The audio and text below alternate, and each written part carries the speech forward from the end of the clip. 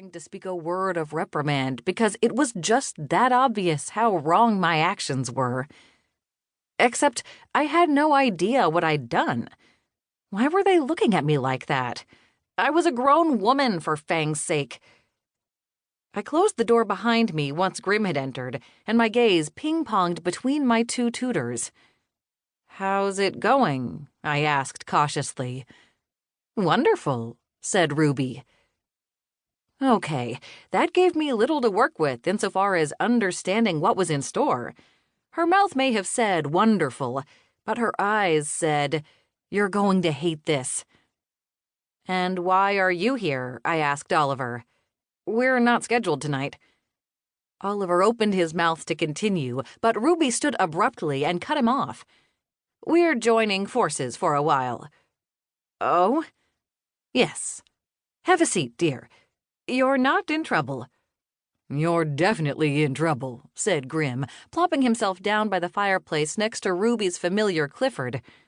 "I could smell it on the air the second I walked in." "Thanks for the heads up," I snapped. Regardless of Grim's grim assessment, I took a seat at the circular parlor table across from Ruby. "Hallows Eve is just around the corner," she said. "Less than 3 months now." I snuck a glance at Oliver, who was nodding, eyes wide, hands folded politely in his lap. "And that's important. Why?" I asked. "Hallows Eve is a powerful time for magic. Everything is heightened, especially for witches, and that goes double for Fifth Wind witches." I didn't know what to say to that, but Oliver spared me of the task by jumping in himself.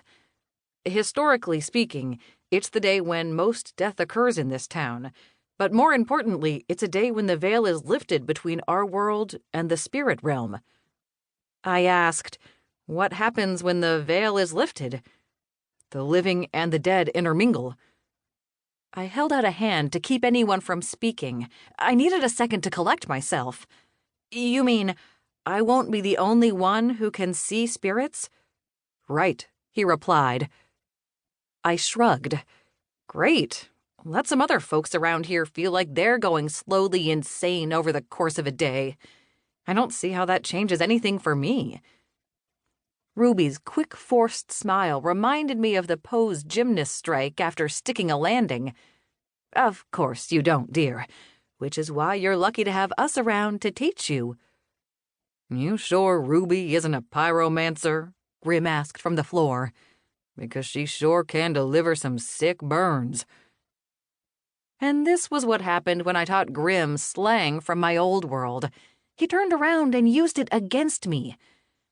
It felt like everyone in this room, except Clifford, who slept on his back with his tongue lolling out, was teaming up against me. "Okay, fine," I said. "I'll bite. How do you think I'm going to get myself and others around me killed on Halloween?" Oliver's mouth rounded into a small O. "We don't think you're any number of ways," Ruby cut in, "especially since we have reason to believe that we have thus far underestimated your powers." "I'll take that as a compliment." "Do what you must," Ruby continued.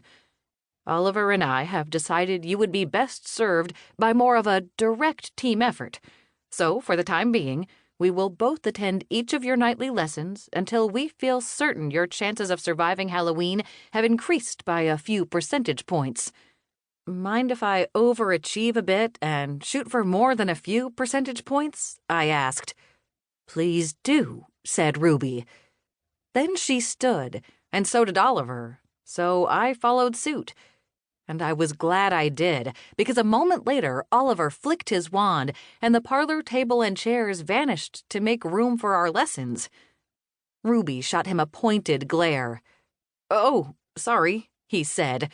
Then, with a quick swish of the wand, her teacup appeared in the air in front of her, and she snatched it up and took a sip.